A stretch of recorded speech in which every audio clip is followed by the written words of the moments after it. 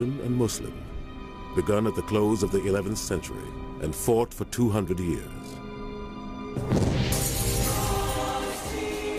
At stake, a tiny strip of land just a few hundred miles long, but with the greatest prize, Jerusalem.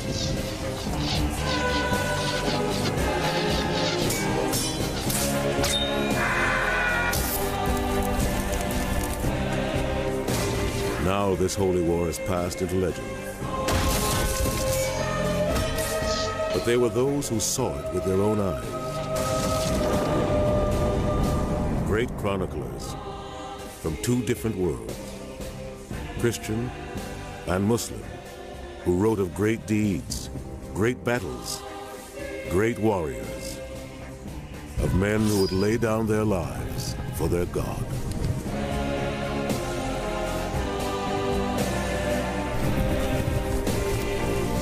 This was the collision of two great faiths, the clash between the crescent and the cross. This was the Crusades.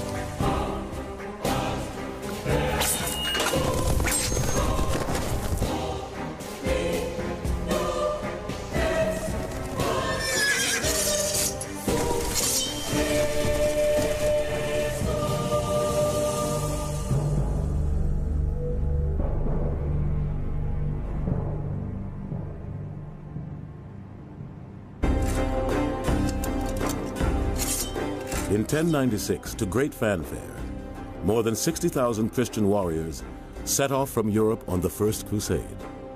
Their goal was Jerusalem. For more than 400 years, the Holy City had been in Muslim control. The Crusaders vowed to reclaim it in the name of Christ. For Christians, Jerusalem is so important because Jesus died here on the cross and he rose from death. So the most important point of the history of salvation took place there. So therefore, Jerusalem, for the Christians, is the center of the world.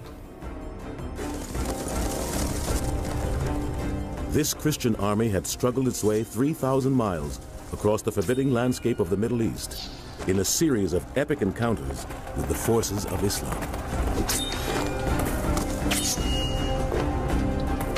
After 3 years, this, the First Crusade, reached the walls of Jerusalem. Once inside, no one was spared. An estimated 30,000 citizens were slaughtered by the Crusaders. Muslims, Jews, even fellow Christians. But as the Crusaders reveled in victory, slowly, steadily, the Muslims prepared to strike back. Eventually, the wrath of Islam would be unleashed on the fledgling Crusader kingdom, under one leader, Saladin, and one battle cry, jihad.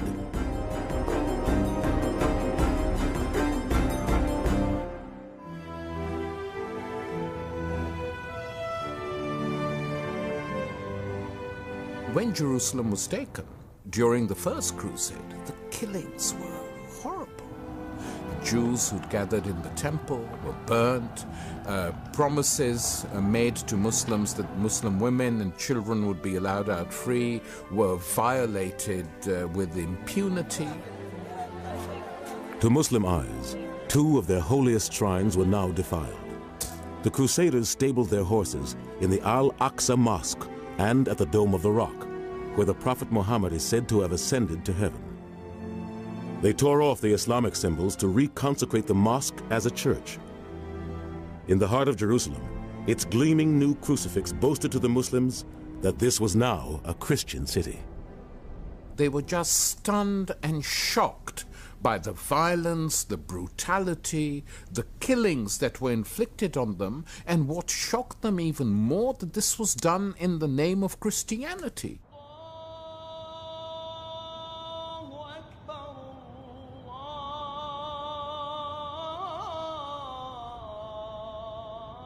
"140 miles to the northeast, in the city of Damascus, thousands of Muslims flocked to the Umayyad Mosque to mourn the loss of Jerusalem.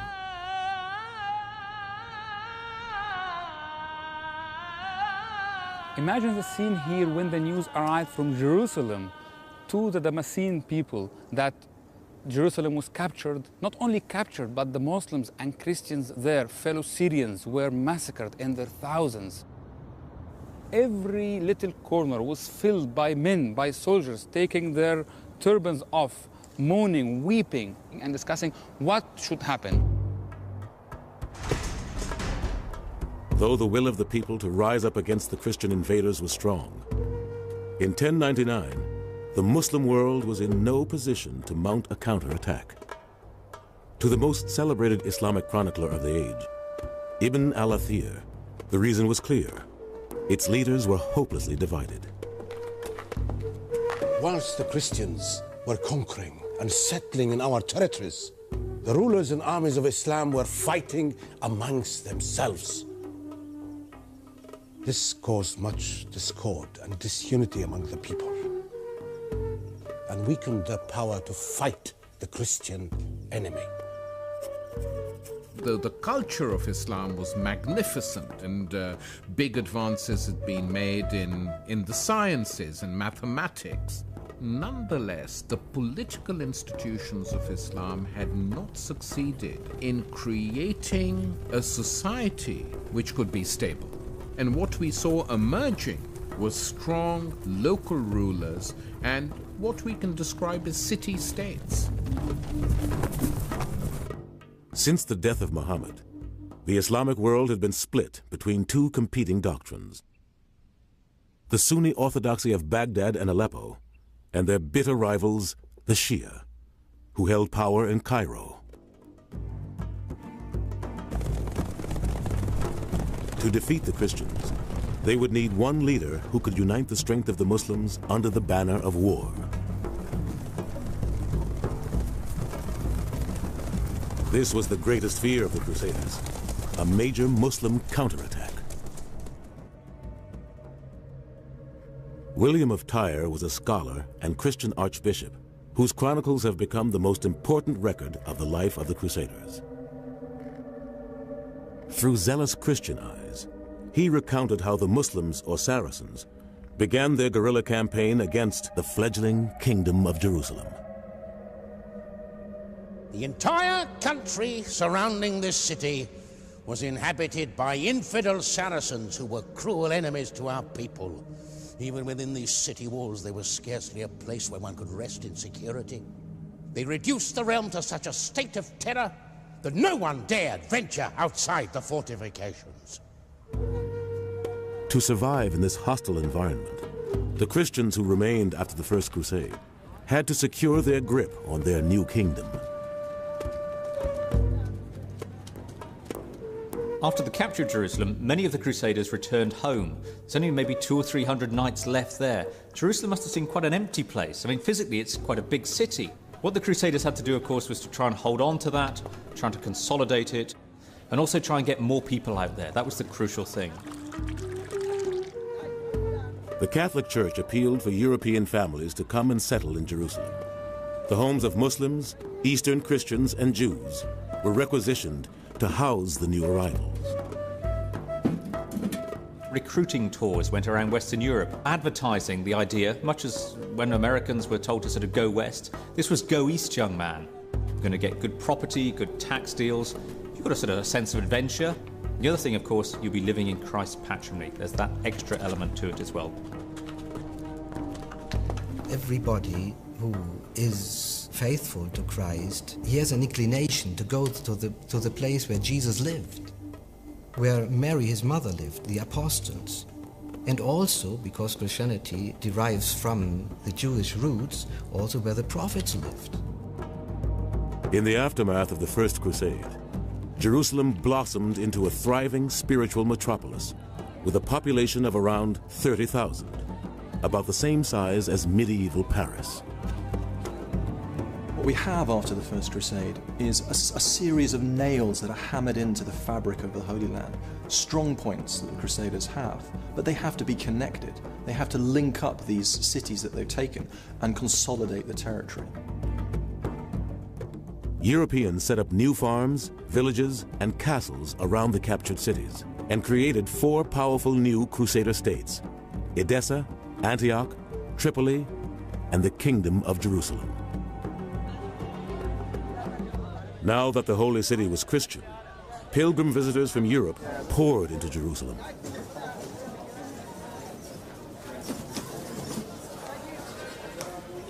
Every year, thousands of them flocked here, determined to walk in Christ's footsteps and to worship at the holy places. Like tourists of today, they needed advice on food, drink, where to stay, healthcare, and they also needed a guidebook. The top attraction in this 12th century guidebook was the Church of the Holy Sepulchre. Rebuilt by the Crusaders to house the key holy sites under one roof, it was a spiritual tourist complex for thousands of faithful visitors. The guide also included the essential destination for every traveler, the souvenir shop. Hi, I'd like to buy some souvenirs, please. Yes, please. What do you want? Yeah, the holy water actually is what I was most interested in. Can you tell me a little bit about it? Yeah, you've got holy water, holy oil, holy incense, holy earth. Where does the water come from? The water comes from River Jordan. Right. It has been blessed inside the church of the Holy Sepulchre. Okay. Do you want anything else? Rosaries, holy oil, holy earth, No, I rosaries think... with the holy water? No, that's fine. It's the holy water I was really after. Thank you. Good. Thanks very much indeed. Thank you, sir. In the back streets of Jerusalem, the pilgrims found not just souvenirs, but also a taste of foreign food. Pilgrims needed to eat, and this is the notorious street of bad cooking, fast food for the Middle Ages. Now, it's quite possible, of course, that you're going to get ill, and you're going to need some help. Let's look at the guidebook and see what they have to say about it. Next to the Holy Sepulchre is the hospital, in which a great crowd of sick people is collected. The total of persons at the time when I was present was 2,000. Between night and day, there were sometimes more than 50 corpses carried out, but again and again, there were new people admitted.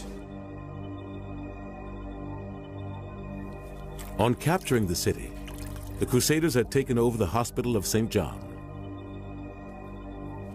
Here, Christian pilgrims who fell ill were cared for by the men who took holy vows of chastity, poverty, and obedience. Known as hospitalers, they soon took on a military role to ensure the safe passage of thousands of pilgrims to and from the Holy Lands. All along the way are bandit bands lying in wait for you, waiting to pounce on you. So much so that a pilgrim in the early 12th century, writing an account of pilgrimage, said that the road from Jaffa to Jerusalem was littered with the bones of dead pilgrims, and that if you were with pilgrims and one of your friends, one of your buddies was killed, don't stop to bury him, because the grave you dig, he said, will be your own.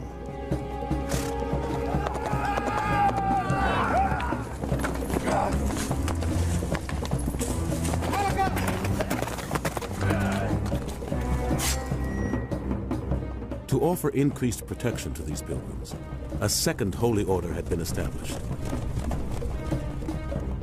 Combining a monastic way of life with the bearing of arms, this brotherhood believed fighting off the infidel was both an act of charity and a way to salvation. They became known as the Knights Templar, taking their name from their headquarters, the ancient site of the Temple of Solomon. Both of these military orders would quickly become for the Muslims of men who would lay down their lives for their God.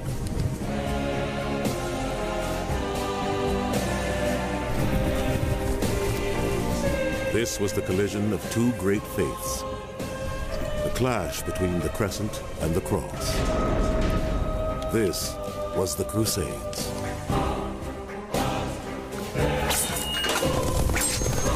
More than 60,000 Christian warriors set off from Europe on the First Crusade. Their goal was Jerusalem. For more than 400 years, the Holy City had been in Muslim control. The Crusaders vowed to reclaim it in the name of Christ. For Christians, Jerusalem is so important because Jesus died here on the cross and he rose from death. Now this holy war has passed into legend. But there were those who saw it with their own eyes. Great chroniclers from two different worlds, Christian and Muslim, who wrote of great deeds, great battles, great warriors, and Muslim, begun at the close of the 11th century and fought for 200 years. At stake, a tiny strip of land just a few hundred miles long, but with the greatest prize, Jerusalem.